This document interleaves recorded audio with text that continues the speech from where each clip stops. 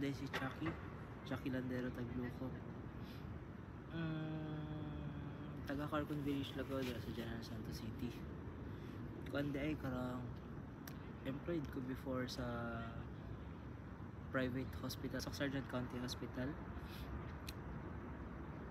Tapos karon dire ako sa Incheon sa Korea mismo.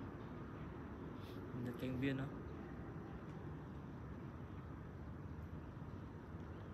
So, based sa question, what is your work before? Actually, ako sa Sargent County Hospital. Ang sweldo, dili mo po siya gamay, dili po siya dako. Learn ako ng RDB school kay tungod sa akong classmate pod na nagpa-medical, si shoutout kay Howell Dablo. Wala siya naka-Korea. Wala po ko yung knowledge about sa, ako yung knowledge about sa Korea dati katong mga flyers na ginapanghatag-hatag. Tungod sa iya, nakabalo ko about aning RDB school na iyang sudlan. So, what was your impression about the Korean language? So, una-una, gitry na ko siya sabot since natay vowels and consonant. Mga isa ka half day ata to nakabasa na ko, pero kay gusto dahil ako makaapas sa klase ba. So ato nakabasa na to, nakaapas ko sa klase ni Sir Rowell. Dito na ako nakita nga makabuang lisod man day kaayo. So kailangan siya pagtuunan og pansin. Like kailangan gini mag extra effort para makatuon jud. What was your method when you studied Korean language? Ang akong method is more on reading. Basa lang gid ko from lesson 1 to lesson 60. Hantod sa napoy memorization, pero ginabalik-balik lang ako basa. After ato pag dili na po na ako masabtan, balik ko na po na ako basa, balik-balik ko na lang. Hantod sa ang iban ma-memorize, ang iban may mo siya istorya nga na familiarize. So what was tell us about your experience during registration exam. Actually, twice na ako nag-take ang exam. Ang first na ako ato mo tong time nga naghabol-habol. Ato 19 ang score, tapos ang passing 20. So saklap kayo. So nag-retake ko. Pag sa retake, ato tong registration ato is nag-file lang ko og leave ato 1 day para lang makapa-register kay sa amo ang sa trabaho sa hospital, diligid siya kailangan, diligid nato siya. Ang tanan man ng mga trabaho kailangan dilibiyaan kay tungod sa kailangan kay nato sila panghumanon. Pero sa case na mo habol-habol man gud mi ato, di kailangan gid na nami ma-forward, ma-submit sa among trabaho. So during sa registration ato, 1 day lang ko nag-file og leave.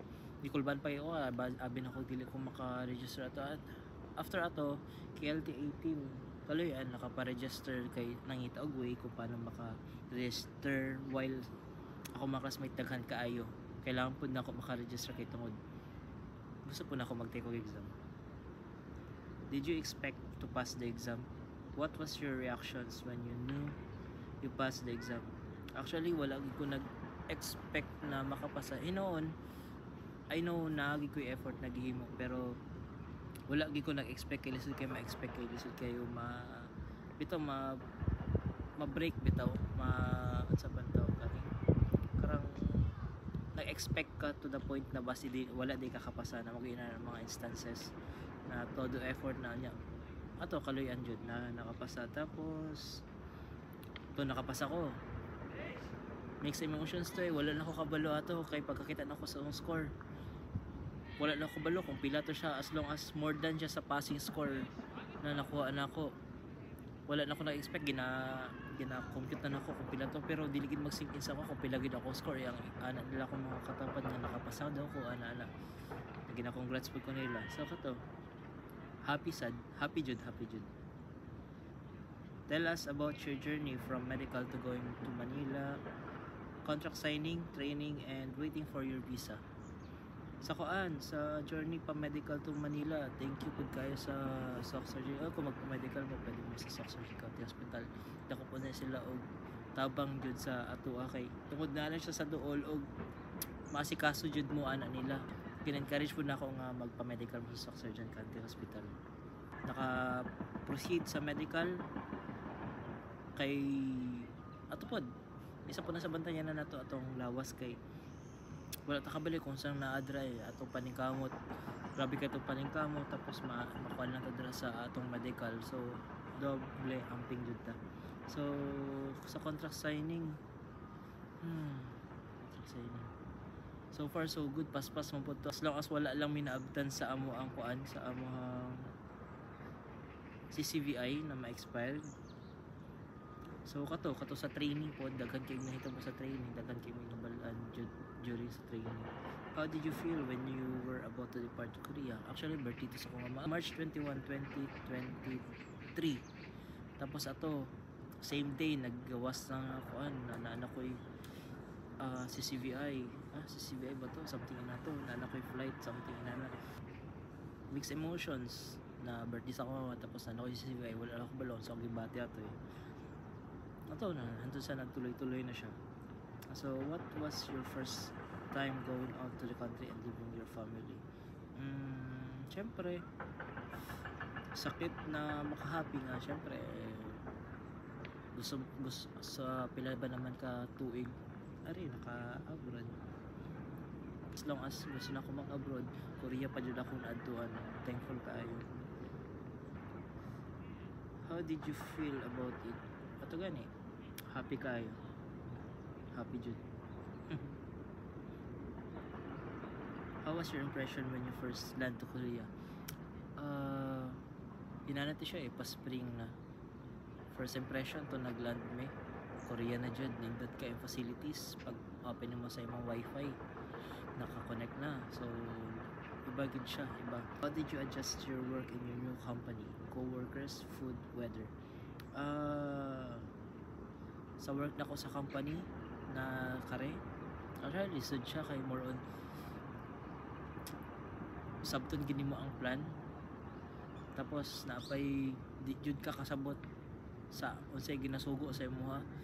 Baka pressure siya nga murag gusto na lang kano, gusto na ko maghaw, gusto na ko maglipat, gusto na lang ko yunay, pero kuan lang jud, karang paningkamot lang jud na makasabot. Kung di naman sila masabtan sila istorya, sabton nimo ilang plano, sabton na lang papel. Kaya nasabtan po na mo ang plano paano siya trabahon.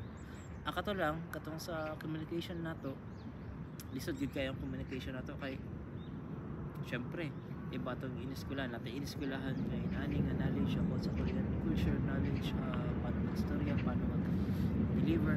Pero sa mga pag-abot nimo sa actual ibang actual kay iba na ginakaon na nila ilang istorya, pero ang sugapat ng Japon.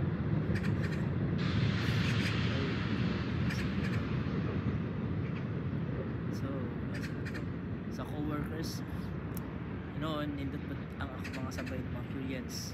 Aside sa napagkisabay mga Pinoy, kaya mga Pinoy na ko mga sabay sila Jimmy og si Kuya Ricky, mga putang pagyan ang mga Koreans jud nindot bigay sila sabay kay tuduan kanila sa among company.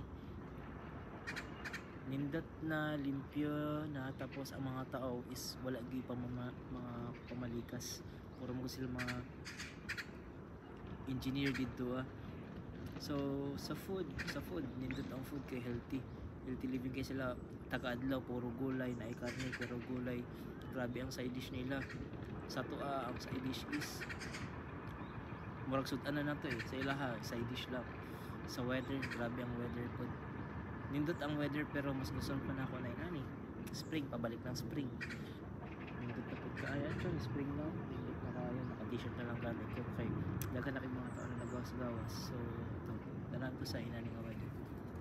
Pag winter, dili ko ganun.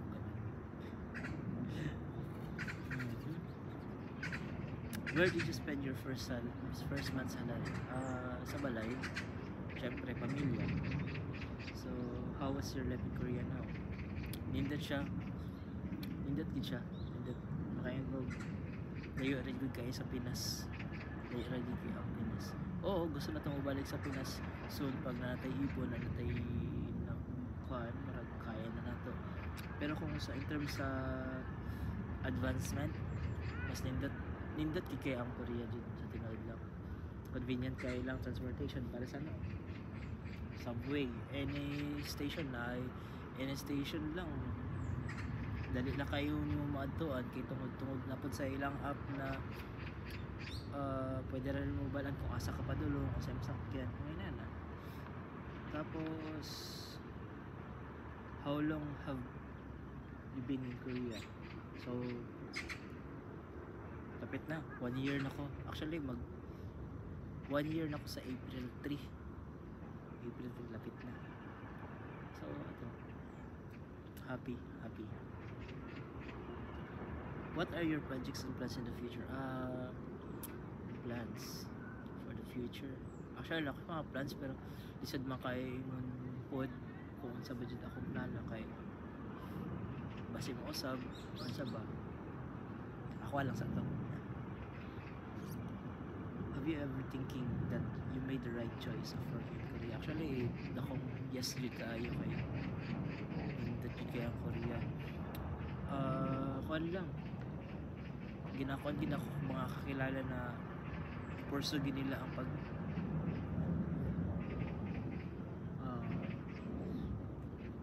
paano pa ang term, pursue nila ang ilahang pagkuan sa Korea language, ipasar nila ang exam kay iba jud diri dalawa lang mong ginakaklase ang kuan gud na atay word na ginaingon nga at least og what if magkaiba ang what if nag-exam, what if nagpa-Korea ko, what if nag-take ko, what if nakapasa ko, what if sa word na at least nag-try ko, at least nag-take ko, at least nakapasa ko, at least nakalakaw ko. Nindot kay na siya nga motivation na at least na ako gihimo para sa ako ang kaugmaon. Wow.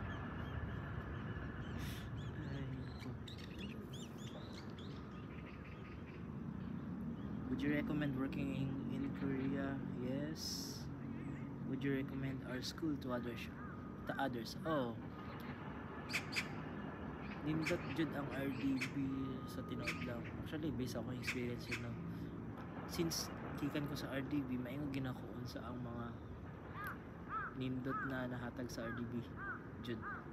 The way na pag-teach nila, dili man sa word na kuan pero ginapamata kanila ko unsa jud ang kalinsod sa exam dapat panikamotan mo magdoble effort ka sila Ma'am Daisy sila Sir Roel ginapanikamotan nila ang estudyante from start to finish na ma-reach ang ilang mga goals o grabe ilang pag-guide sa mga estudyante. Makita po na ako sa Facebook page daghan mga schools na recommended by others. Makita po nimo ang mga schools dito ay nag-mention po by the others nindot po siya lang tawag na sila nakita po nila ang importance sa the way magtudlo ang isa ka school lalo na sila Sir Daisy si Sir Roel o si Ma'am Daisy. Your thoughts? Walay manikamot sa imong damgo, ikaw lang jud mismo. So kato. Bye bye. Ay, naminod ko.